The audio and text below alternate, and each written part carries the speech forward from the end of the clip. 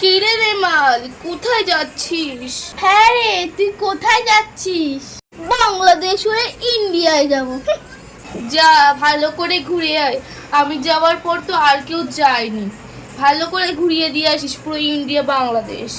আমারও তো অনেক কষ্ট। আমি গেছি 2009 সালে, তবুও মানুষ আমারে মনে রেখেছে। আমি যখন গেছিলাম খুব মজা করে গেছিলাম। মানুষ আমাকে ভালো করে মনে রাখবে। ওদেরকে কত মানুষ মনে রেখেছে, ওদের থেকে ভালো আমাকে মনে রাখবে। আমি সবাইকে ঘুরিয়ে ঘুরিয়ে আসবো, তাহলে সবাই আমাকে মনে রাখবে। কি রে, কি মনে মনে বলছিস? ওদের যে কেমন শক্তি আমার জানা আছে, তোদের থেকে আমার ভালো শক্তি আছে। আমার মতন কেউ শক্তিশালী ছিল না।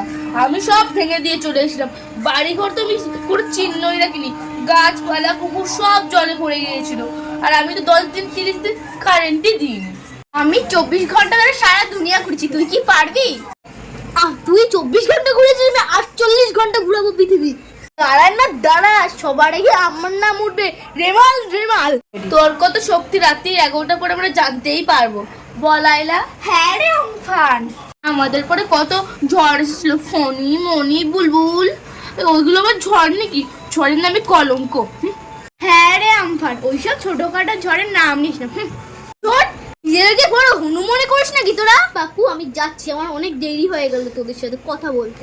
সবাই ওখানে আমার জন্য অপেক্ষা করে রয়েছে, সব ক্যামেরাম্যান আমার জন্য দাঁড়িয়ে রয়েছে। খবরের চ্যানেলগুলো পাগল হয়ে যাচ্ছে, আমি না গেলে ওরাগুলো সব মিথ্যে হয়ে যাবে, মিথ্যে। তাই আমি যাই।